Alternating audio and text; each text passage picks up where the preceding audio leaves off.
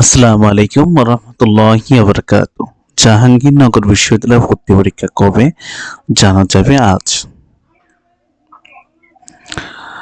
জাহাঙ্গীরনগর বিশ্ববিদ্যালয় 2024-25 শিক্ষাবর্ষে স্নাতক বা সম্মান প্রথম বর্ষে ভর্তি পরীক্ষা কমিটির সভায় বসছে আজ রোববার 24 নভেম্বর। এতে ভর্তি পরীক্ষা বিষয়ে সিদ্ধান্ত আসতে পারে বলে জানা গিয়েছে।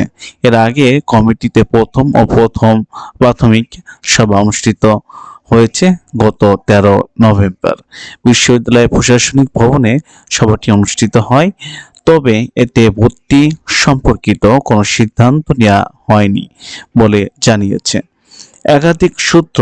আজকের সভায় এই সংক্রান্ত দিনক্ষণ নিয়ে সিদ্ধান্ত আসতে পারে বলে জানা গিয়েছে। আগের সভায় শেষে বিশ্ববিদ্যালয়ের ভারপ্রাপ্ত রেজিস্ট্রার ABM আজিজুর রহমান বলেন, ভর্তি কমিটির প্রাথমিক সভা হয়েছে, কিন্তু সবাই ভর্তি পরীক্ষা হবে কিভাবে নেওয়া হবে এইসব বিষয়ে বড় কোনো সিদ্ধান্ত হয়নি। তবে 24 নভেম্বর আবার ভর্তি কমিটি সভা ডাকা হয়েছে। আশা করা যায় সেই সভায় কিছু একটা সিদ্ধান্ত আসবে।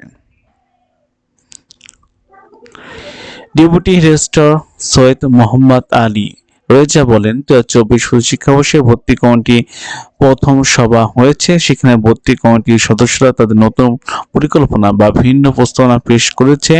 সবাই সেরকম আলোচনা হয়েছে, তবে কোনো সিদ্ধান্ত হয়নি। পরবর্তী সভায় ভর্তি পরীক্ষার সম্মত কিছু কনক্রিট সিদ্ধান্ত আসতে পারে।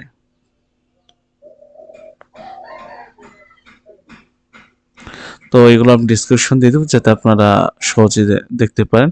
তো জাহাঙ্গীরনগর যে ভর্তি আবেদন শুরু হবে, ইনশাল্লাহ এই নিয়ে ভিডিও আপলোড হবে। আজকে এ পর্যন্ত, সবাই ভালো থাকবেন। আসসালামু আলাইকুম রহমতুল্লাহি ওয়া বারাকাতুহু।